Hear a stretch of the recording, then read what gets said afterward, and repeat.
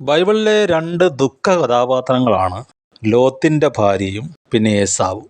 ദൈവദൂതൻ നേരിട്ടിറങ്ങി ചെന്നിട്ട് കൈക്ക് പിടിച്ച് പുറത്താക്കാൻ നോക്കിയിട്ടും ലോകമോഹം കൊണ്ട് നശിച്ചുപോയ ഒരു സ്ത്രീ, ലോത്തിന്റെ ഭാര്യ. ഏസാവോ അപ്പൻ അനുഗ്രഹിക്കാൻ തയ്യാറായിരുന്നു. പക്ഷേ അവന്റെ മുമ്പിലത്തെ ചെയ്തികൾ, എബ്രായ ലേഖനം പറയുന്നു, അഭക്തനോ ദുർനടപ്പുകാരനോ ആകരുത്, അനുഗ്രഹം പ്രാപിക്കാൻ പറ്റിയില്ല. പിന്നീട് അവൻ വലിയ നിലവിളിച്ചു, കിട്ടിയില്ല. സ്വർഗീയ അനുഗ്രഹം ഒറ്റ ദിവസം കൊണ്ട് നേടുന്നതല്ല. ഇവർ രണ്ടുപേരും നമുക്ക് മാതൃകകളാണ്.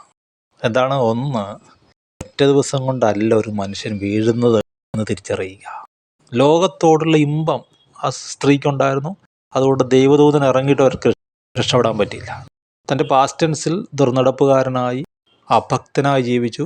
അതുകൊണ്ട് അനുഗ്രഹത്തിൻ്റെ സമയത്ത് അത് പ്രാപിക്കാൻ ദൈവം ഏസാവിന് അവസരം കൊടുത്തില്ല.